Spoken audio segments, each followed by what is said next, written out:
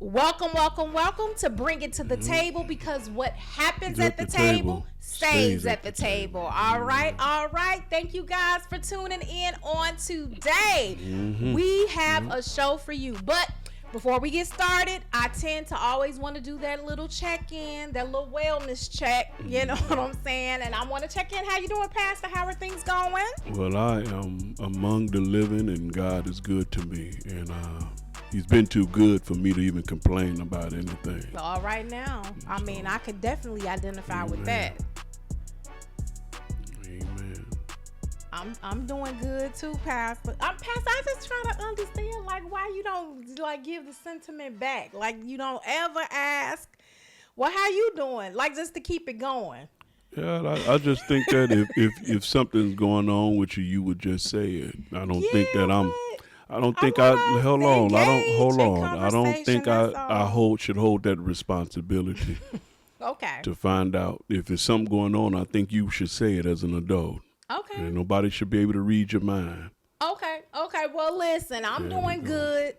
Thank you so much for your concern. Everything's going great with me. But you know what? I will tell you this now.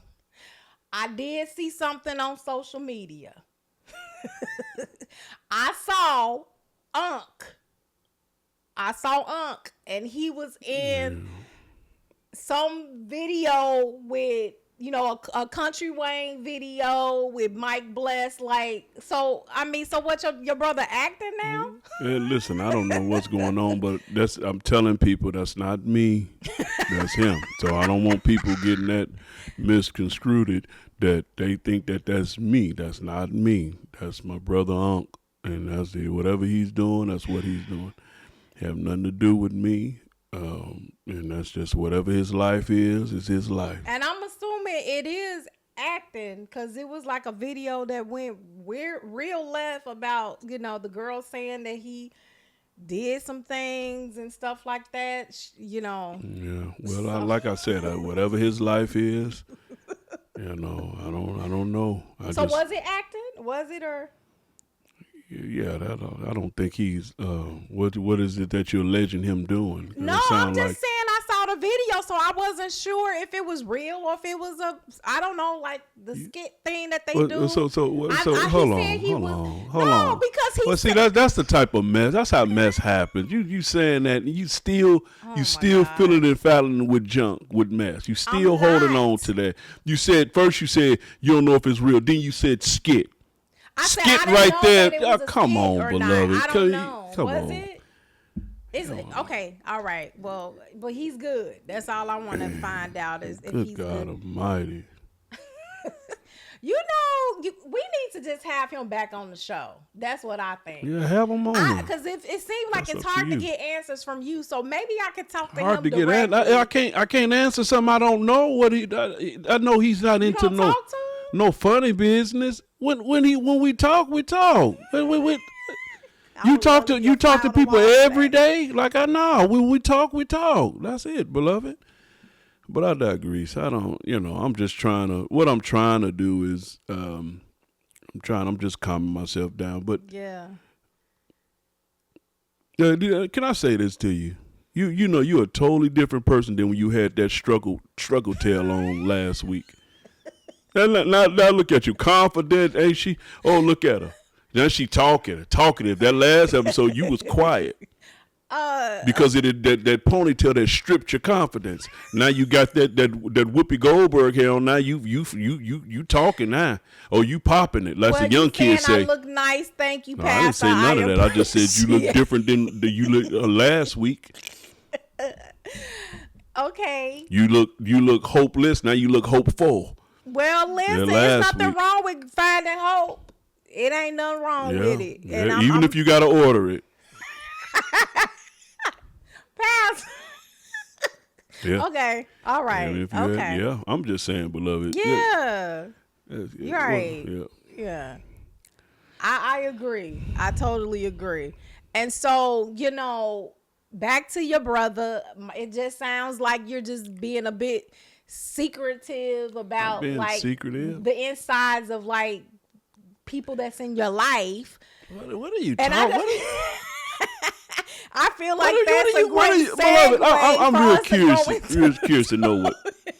I think that hair got spirits in it, because you're saying nonsensical stuff. What? That don't even make sense. I don't, beloved. Just let's move on. Yeah, all I was saying is it was on. a good segue into the topic that I wanted to discuss on today, and that is privacy the same as secrecy in relationships? Is privacy the same as secrecy in relationships? You act like you said something. You said it already. You act like the second time was going to be more. Okay. Okay. So what you think about that? Well, I mean, that's your question. That's that's topic you doing. So go ahead. So I wanted to know your thoughts about it. Is privacy the same as secrecy, especially when it comes to being in a marriage? Do you think that's the same thing? I don't believe in privacy in a marriage. Now, secrecy and cheating and all that goes, and those are cousins.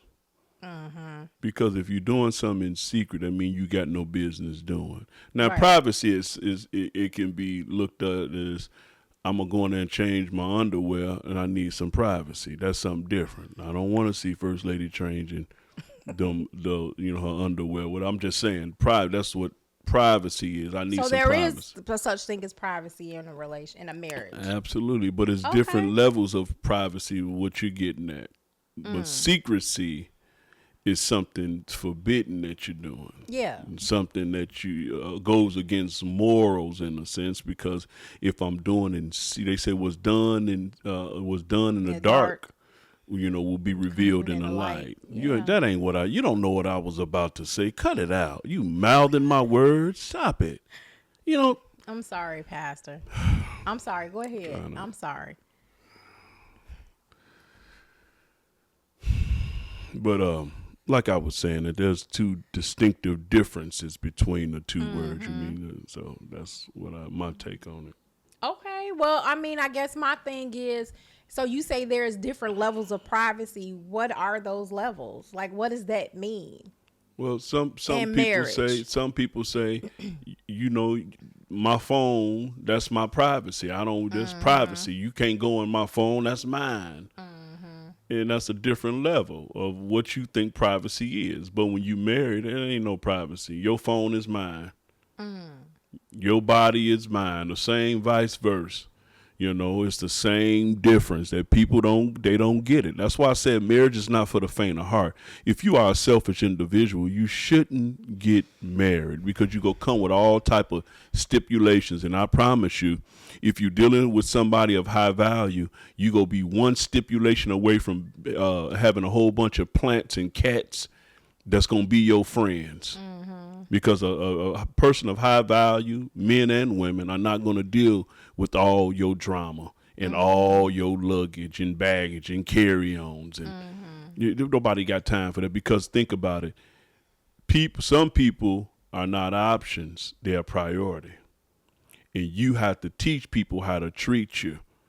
And if you don't, that person will find somebody that knows how to treat them. So you can be as secretive and all the privacy you want, and you're going to have it by yourself. It's hard to be private by yourself.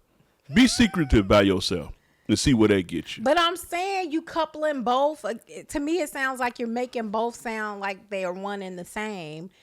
And you just said a second ago that there's levels to privacy when it comes to marriage. I just gave you some examples of it. Right. I said changing is privacy. Didn't I just say that? Then so I what's said another level? Another level of privacy to me would be, hey, prayer. I don't, some things just between you and God that you're dealing with. You trying to evolve. That's, that's between you and the Lord. That's the level of privacy.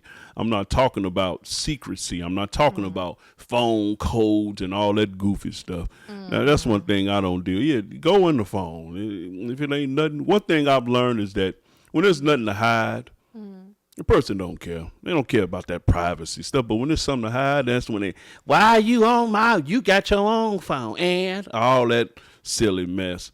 But when you ain't got nothing to hide, you don't care. But it's okay. So this is a question that's here that talks about, it says, would you be comfortable if your spouse had a locked had a locked journal you couldn't read. And the reason why I say that is because you probably got one. That's why. no, I don't have that's a why locked journal.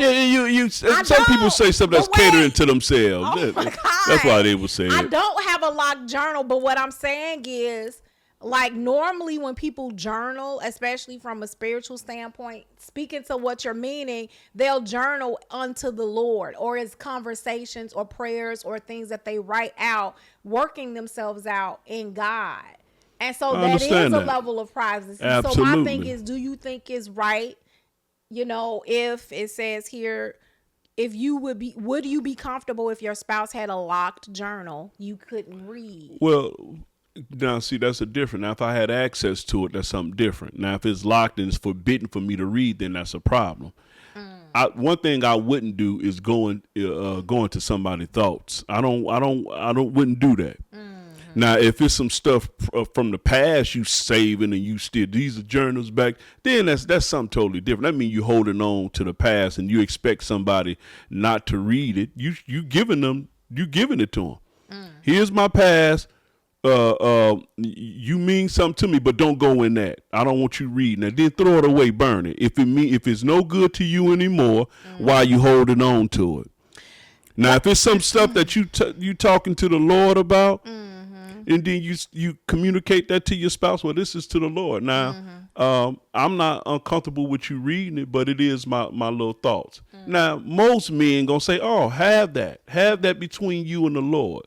But you don't lock a person out of it. You telling them that you are forbidden to go through it, which that makes it a little bit different. If you tell a kid that they can't have a cookie, no, it's locked. Most of the time they gonna try to pick that lock and get that cookie because you say I can't have access to it. But when you trust a person to say, these are my thoughts. Now, honey, I don't mind you going in it, but these are some of my little thoughts. Most of the time, a man or a woman will say, oh, no, you have that. You have that for yourself. But don't lock a person out. It's just like a phone. Now, this is my phone. I got a phone. First you have lady. a lock on your phone? No, it's a code, but First Lady has it. That's the difference. She has access to it, although it's mine. And there's a level of it's my phone, my bill. I pay my bill, but she has access to it. Now, it has a lock on it. But she has the option to go through it at her leisure. So that's my question about that. So how is it? Okay, so how do you determine when it's when a person who is your spouse is checking through things like that through phones or whatever? How do you determine if it's a level of concern or curiosity opposed to insecurity? Because my thing is this. Okay, if she has the access to it and you have a lock, you say here you have access to see it or whatever, they choose to go in it or whatever. How do you know, or how do you even measure what's the motivation behind it? What is that motivation that a spouse would choose to go through something looking for what specifically? It's like something has to push you to do that act. It's different. It's like sitting here like, oh man, my phone upstairs, babe, can I see your phone real quick? And you open it up, lock, and you going to do something or whatever, opposed to like not, or choosing to go into it for what reason. So my question is like, how do you determine when it's like what do you call that in your spouse? Well, I'm gonna say this: the adversary, which is the evil one, which is the prince of Persia. Satan, what he does is he can paint a picture. Oh, he's a great artist. And sometimes behavior can shift the person's how they move in with you. And a lot of time it could be a feeling of neglect. It could be a feeling of, is this person still interested? It got to be somebody that's got their attention and their time. If they're not devoting it to me, this person don't treat me the same. They don't respond to me the same way. It could be so many things that causes a person to spiral. Now, it's up to you guys to secure each other in the relationship. It's not, they don't fall on one person more than the other. And I think a lot of times we throw labels out there. So I mean, we just so frequently throwing that stuff out there without getting an understanding.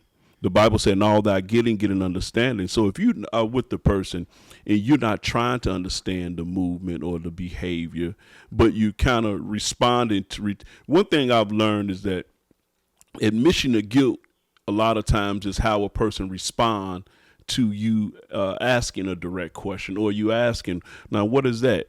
Instead of you acknowledging that somebody did find something in there, you try to flip it and say, why were you in my phone? I'm a grown woman. Be grown as you want. Your booty still stink. Your feet still stink at times. Answer the question. Don't divert it and try to make it seem like now I'm insecure. See, that's a problem in a lot of relationships. My mom used to always say, if it ain't nothing to find, guess what? You won't find anything. But then on the flip side, they say, stop looking for things that you don't truly want to find. But how does that work in a relationship? If I'm not doing anything, there will be nothing for you to find. Now, there's some things probably I can explain to you. You may see a cousin that you've never seen before, and I can explain it, which is you're worth me explaining it for. Yeah. But see, there are times where people take something and they know they're wrong, and they try to make it seem like you're wrong. Sometimes you just have an unction to check and you feel like, but are you wrong for doing that? No. Does that mean you any less secure? No. That means you had a moment. It's always say women they got intuition. We have a intuition as well. Funny is funny, right is right, and wrong is wrong. And sometimes your spidey sense be tingling. And I ain't mean when you got to pee. Sometimes you be feeling like something just ain't right. A person, you get with a person, you kind of know their movement. It's no different than a woman say, oh, he started working out and he started doing this and he started shaving. He normally don't shave, but now changes in mannerisms and behavior. And a lot of times it happens when you're not spending the time you need to.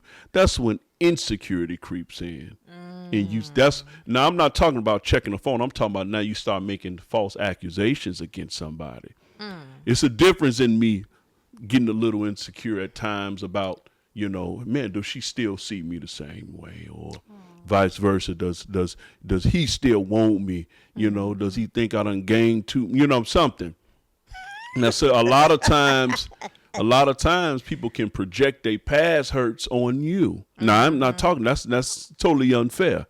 Now a person accuse you of this and accuse you of that and now that's something different. All right now. Now there's a healthy jealousy where hey, you my one and only. Healthy is when you say, nobody ain't talking to her, she a booger bear. And you say, ooh, did anybody try to holler at you at the grocery store? Huh? Yeah, okay, now. Why you got them little tight jeans on? Now, I don't want nobody seeing my groceries. That's healthy jealousy. When you only got one. I ain't talking about showing up to nobody's job with no shoes on and a shower cap on. No, I ain't talking about that. No, that's stalking. I'm talking about when you only have one and you recognize that God gave you something good. And you don't want nobody front hugging yours. What's front hugging? Titties on your chest. You don't want that. I said something in the last video about that. Ooh. That's not what you want. So it's a healthy jealousy. But then there's a So that's a thing. That's a culture in church. It's a lot of men to front hugging. Let me tell you something. If you was a fly on the wall, it's a lot of men feel that way about they women. If they only got one. Now, if you got yourself a roster, then you don't care who front hugger, side hugger. You don't care. But when you got somebody of value. I don't know if I ever front hugged anybody before I was married. I don't think that would be front hugging. I mean, if you front hug, I hug, never even saw that as a thing. I just think I ain't front hug. I just think the condition you in now, if you front hug somebody, that'd be a mammogram for you. So what's that? Hold on, sir. What you saying? I'm just saying. Sometimes you just, sometimes you gotta be aware of, your proportions. Yeah. Yeah, just gotta be aware. Okay. I'm just saying. Yeah. I done been hugged by somebody. They smothered me. And I didn't like it. Pastor, what happened? I didn't like it. I'm sitting down. And I'm greeting people. I'm with First Lady, and gentleman. I tried to acknowledge him first because my rule is I acknowledge the husband before her. Ma'am, wait. How you doing, beloved? How's you doing? And then I make sure, is it okay to proceed, And before I could get up, she done brought two of her big friends, and I'm talking about her titties. Oh. And I couldn't get up, and she just had me, and I'm looking at him for help. Sir. And he looked at me like, hey, I know how you feel, sir. Oh, it was horrible. What? Oh, it was horrible. Oh, wow. My. Wow. Oh, my. It looked like it lasted for hours, but it was probably like 5 seconds. But, man, wow. I wouldn't wish that on nobody. Oh, wow. That's interesting because I had dress shoes on, so I ain't had my foot in. So she had me, man. It was bad, so you was beloved. slipping and sliding? In her front, yeah. And then some of it did touch my mouth. Oh, I said, what are you trying to breastfeed me? What are you doing, beloved? It was a bad experience for me. Oh gosh. And nobody could help me. First lady didn't even. First lady looked at me like you on your own. Yeah. Yeah, it was just, oh man. Oh my God. First lady do the side hug. She do the side. Right. Uncomfortable, cringy hug, which I can appreciate. I mean, that's cool. First lady was cool about it. Well, she didn't make a big deal. Like, I mean, she left you out there, but. Some people just not aware of their proportions. They still think it's 85 and they double dutching out front.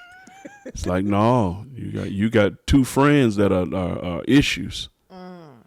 Well, some men like that, I'm not saying with some men. I'm talking about don't salute me with that. I don't want to be greeted with them. Right.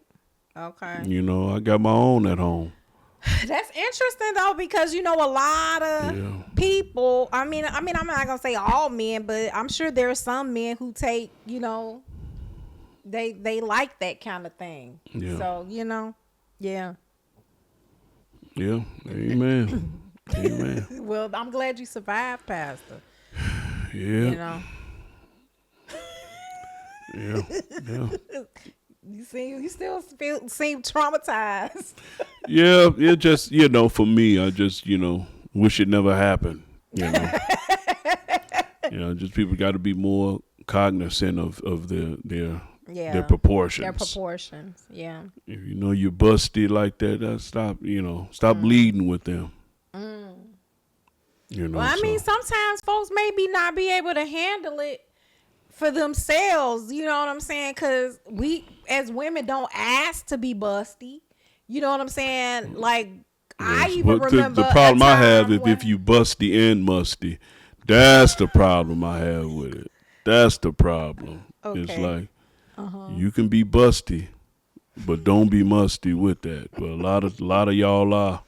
With them big old things, you just, I don't know if you unable to wash under your arms, or they musty. It happens, I guess. It's a lot of meat that you gotta kind of clean. So I think a lot of y'all neglect cleaning under your titties. I think that should be a class for that. Oh no, I've smelt musty titties in hugging. God bless you from the side. Some from the side. From the side. Yeah, that's a thing. That's a thing. No, I'm telling you, underarm must and under titty must. I'm trying to tell you, beloved. I'm not joking. I done smelt under musty titties. Yeah, I done smelt it before. How do you get to smell somebody when they come in to hug? When they hug you from the side, you can. Oh, come on now. Well, I don't know. You think just like men get musty on down there as well. Y'all get musty up top. And down, so everybody should be accountable for that. Yeah. Well, I feel like this. I don't really smell people if I hug them, but I do know that there are times where you don't even have to hug them. You could smell it from them. Yeah. So it's like if somebody can smell you. Yeah, the get up. Some people got bad get up and sit down there. Yeah, I've heard you said that before. I've smelt the air. They when they. It's a lot. It just seems like it's a lot to govern when you a pastor and you just got so many different people to manage. And I've had to address the musicians. Mm-hmm. The drummer sitting on that little seat and then it absorbed everything. Mm-hmm. You know, have you ever smelt wood that stink, like stinky wood, like the benches? The organist playing on that bench done messed that wood up. Whatever it is that he toting around, absorbed in the wood. All in the wood. You got to get. I done got rid of several benches. Oh wow. Several. Why don't you get a cushion or that's even worse. You would think the wood would neutralize it, but no, I done used pledged on there, all that. Oh wow. Had to get rid of the bench. It's just like how a puppy pee on wood. Yeah. Okay, how much you scrub that wood.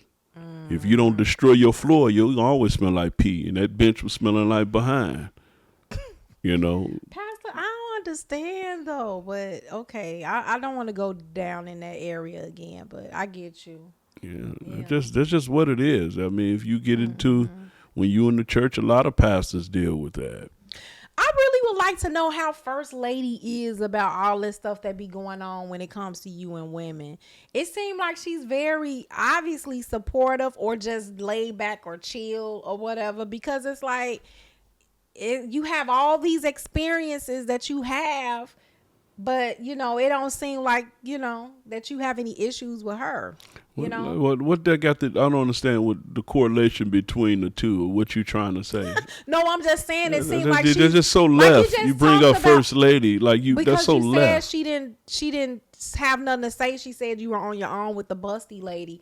So I was just saying, like, she seemed like she pretty cool and chill, and you know that she don't really.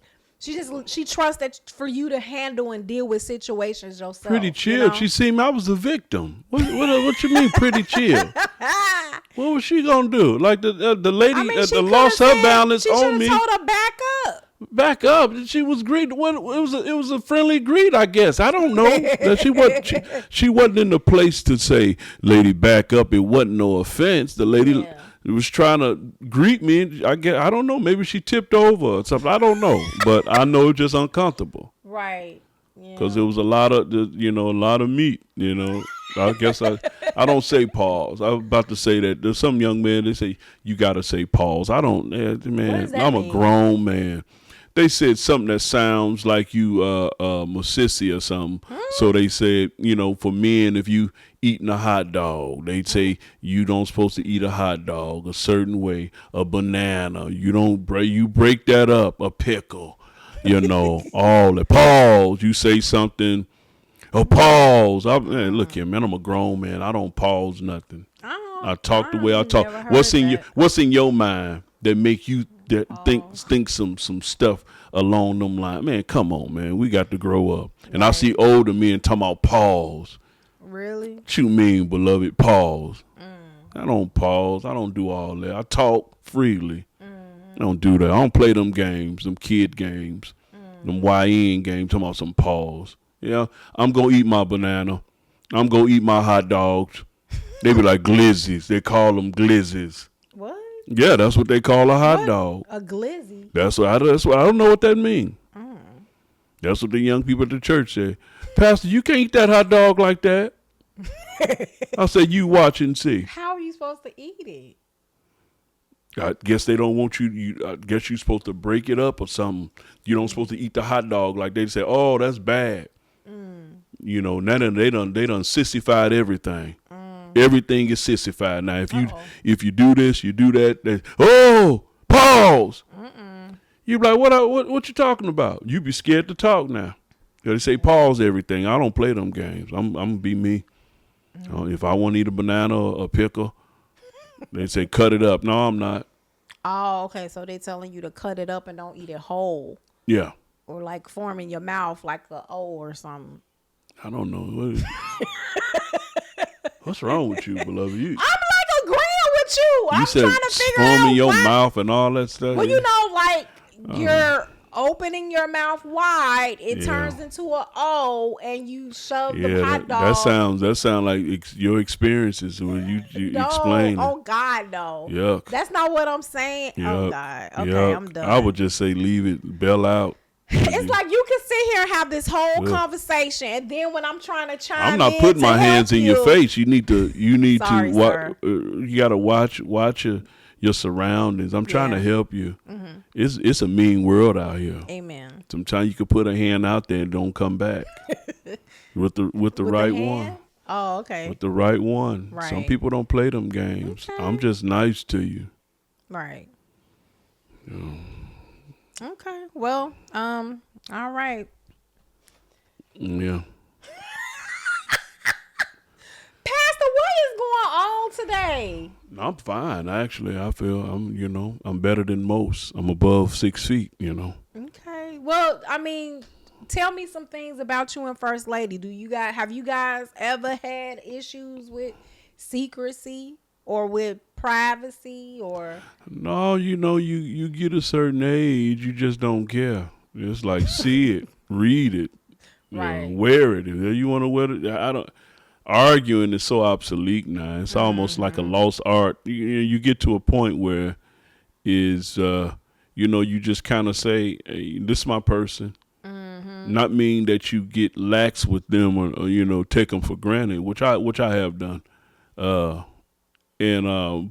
you get to a point where you don't want to have no secrets, you want to be forthcoming with everything because you have decided and that's your person. Mm-hmm. One thing I realized a lot of time what's missing, the lost art of loyalty and sticking with a person.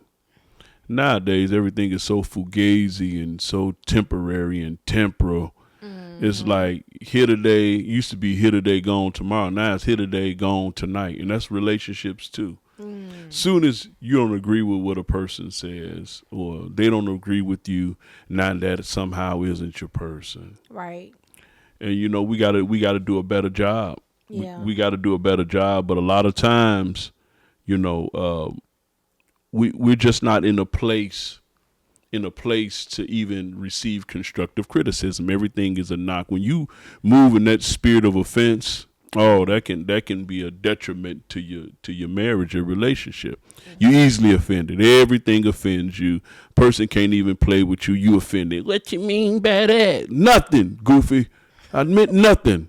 I just want to have a good time with you. And some people you can't even enjoy because they're so easily offended. And there's no more loyalty. Mm-hmm. I told somebody this. I was counseling somebody, and they said, well, Pastor, people been saying this and people saying this. I said, why you are into trying to please people? Why? What is it about people that you're trying to please? I say you shouldn't be trying to please people, but you should be trying to fulfill purpose.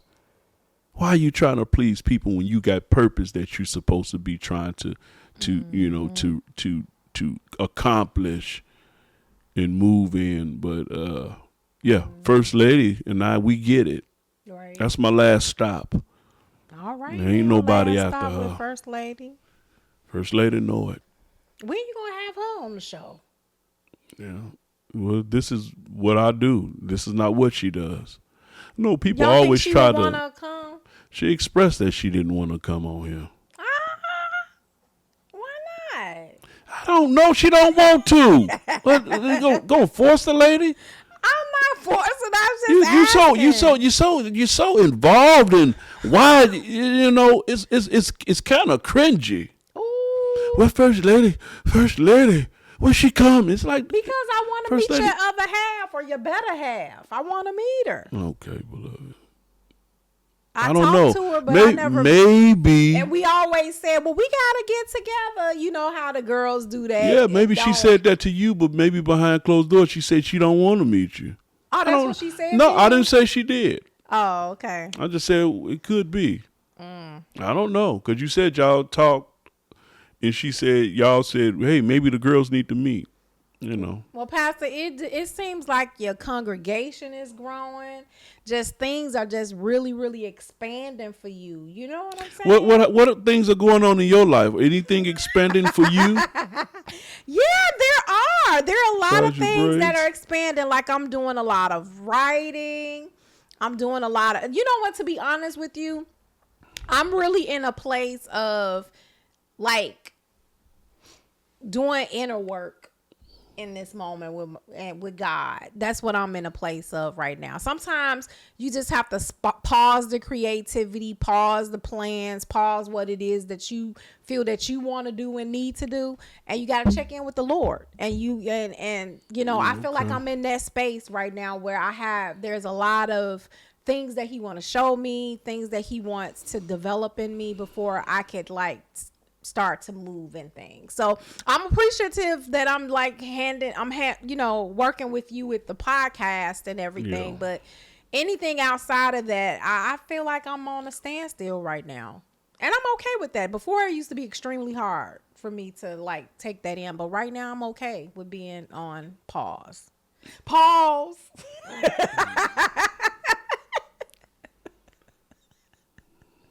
That was okay. Yeah. But that's where I'm at right now. That don't seem like you nowhere because you said that's where you at. That don't seem like you too far. Pastor! I'm just saying, beloved, like you know. How you gonna say that? When somebody say they're in God. So you under construction. If that's what you want to call it, I didn't say I'm saying that way, what I want to call it. What are you calling it? You in a place to be continue or to be. So it's complicated. No, that's what you would have on your Facebook thing. It's complicated. No, I don't do that. Well, if your page ain't finished, it's under construction. I mean, you're doing some work. Right. Okay. So you under construction. Well, under construction. So you might have signs that detour here. Don't go down this road. Okay. Well, I get it. Right. Yeah, that's tough. I'm sorry. Yeah. So, Pastor, why do you feel that I still have to constantly go back to this privacy space? I thought the show was over. No. Okay. I want to know, why do you feel like, how could you determine if a person is dealing with insecurities or they just, insecurity is I feel like it's really focused on the other person and them not allowing someone to do some stuff. Just say it. I want to understand. Okay, well, I'm trying to help you. Calm down. God. You in a safe place. All right. Mm-hmm. Well, because I'm like, I didn't get it out, but that's fine. Go ahead. Goodness. Go ahead, sir. Man, good God Almighty. I could imagine. It's like a war zone with you.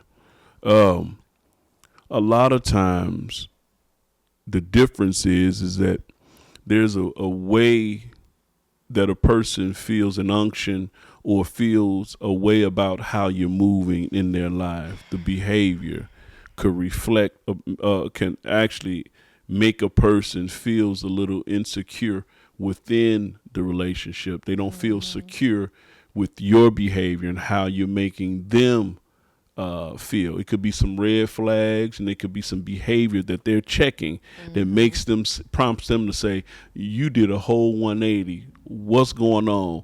Your movement doesn't match the words that you say anymore. You're late all the time. You don't have no time for me. Every time I say something, you want to argue. You're picking arguments. Yeah, I would say will make you want to kind of dive into it. If you're not getting any answers from them, you will want to say the answer might be in the phone.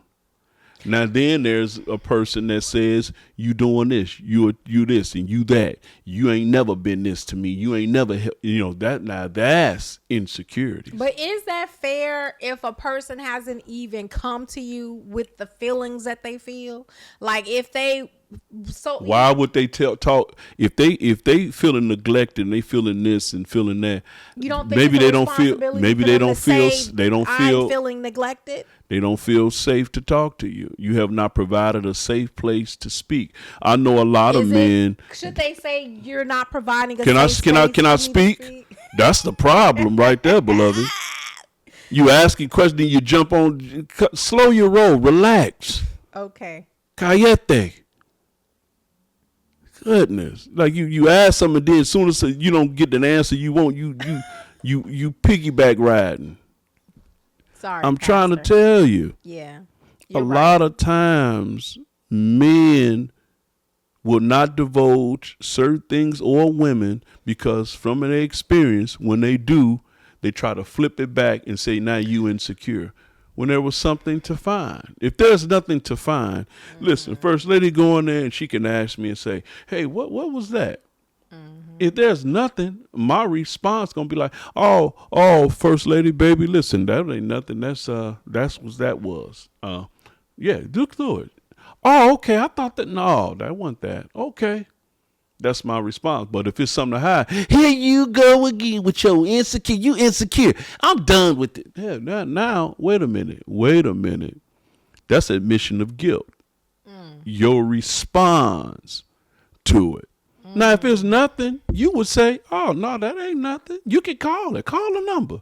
It's really interesting because I feel like in the beginning of my marriage, I felt like when we had situations similar to that, my thought was it wasn't necessarily like it was something going on with me in that way, but it was more like I think I was taking more of the stance of offensive, like, do you see me as a person that would do something like that? Or like, why do you see me like that? Like, I took it personal. You know what I'm saying? Yeah, and but it shouldn't be taken personally. I always tell people, if you don't do it in front of your mate, if there's any deleting, if there's any then that's cheating. That's a form of cheating. If you delete messages. And that's crazy because I got a question right here. If your partner delete text messages, is that privacy or secrecy? No, that's cheating. That's secrecy. That's a form of cheating. If Who's delete messages? If you don't want a person to see what you said, you're doing it in secret. You wouldn't do it in their face. So that's a level of deceit. That's a level of deceit. What you deleting it for? Why? And you just open the door for that man or that woman to disrespect your spouse. Now they're going to look at your spouse as a joke. Oh, yeah, I talk to her all the time. Oh, I talk to him. You think you got something special? Oh, I can talk to her. And then you leave that door open. You leave that door open for doubt. Now that person is moving a certain way, and you saying, I don't know why you insecure. Here you go. And you know you fed that to him. Now, what if the person? Could it be? Well, I'll say this: could it be that the person may have deleted the messages because, like you said, healthy jealousy and non-healthy and toxic jealousy? What if the person is a jealous person? Or let me just say this: what if the person is a jealous person, and it's like they put the person in a space, or their spouse or their mate? I'll say their mate in a space where they feel like I can't even have a life because this person will be like all over me about anything. It don't matter if it's a female. What you mean that is a life that you chosen to be in a life? You got a life. Know what I'm. Okay, no. Let me say this. No. I don't talk to women. I talked to women before about that. Absolutely not. There's no. Yeah, because you talking nonsense now, beloved. That's nonsense now. That's nonsense. There's no way. I don't know how he respond. Why are you even responding? No, hold on. I'm giving you a hypothetical. What woman? What are you even responding to a text message for? No, you got your king. I'm not saying. Listen. Yeah, no, you said privacy or secrecy or jealousy. No. I said that's deception there. You shouldn't even get that far, because if a real woman ain't gonna respond, she's not even gonna make her man, and a man ain't gonna make his woman look a fool. Relationship, because I totally agree when it comes to that. I'm just saying general. Beloved, you don't even know what you just said. You just gave a whole synopsis about a man and a woman. Is that privacy? Is that jealousy? That's a healthy. No, you shouldn't be responding. What you deleting, you shouldn't be responding. What you deleting for? Now you got to do the back work, and you can't remember what you said. On me, like, I'm not getting on you. I'm saying because you using hypotheticals, then you trying to backtrack for women, because if some little nappy head woman go hear this and say, oh, she said, no, it ain't no privacy. Listen, heifer. If you delete it, you're cheating. If you hide it and you ain't forthcoming, you're cheating. Sir, if you're deleting it and you're not forthcoming with your wife, you're cheating. And you know what you're doing. What if it was a conversation with a girlfriend? Oh, come on. Your friend. What if it's a conversation with I don't delete another nothing. sister to sister? I don't delete nothing from a sister to sister or brother to brother. I don't delete nothing when I talk to. Hey, how you doing, beloved? You good? First lady ain't did no delete. She wouldn't. Did you check her? She wouldn't. I don't have to. Her integrity, how she moves, says it all for me. It's not what she say. It's her walk. Well, she's a woman of integrity. Obviously, right. Well, you need to take it. Look like. I'm done. Well, how much longer this is? I'm done with this. I'm about to go. Cause you, whatever it is that you going on with you need deliverance. You need straight up deliverance. I bet you it's the hairstyle. That's that hair. You getting this hair from these Indian people and African people. That get your own. Cause we seen your ponytail last week.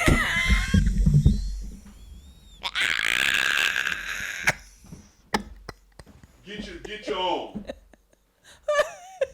Well, obviously the episode is over. Okay. Well, and I want to say thank you guys so much for tuning in, because obviously there must have been some little stitch or like a stick or something from me talking about privacy and secrecy in relationships, and he just completely left me here. So once again, thank you guys so much for tuning in. We thank you for the suggestions of topics. Talk to us about what it is that you want us to communicate about, and hopefully Pastor stay all the way to the end of the next episode, okay? But thanks again for tuning in to Bring It to the Table, because what happens at the table stays at the table. Bye-bye.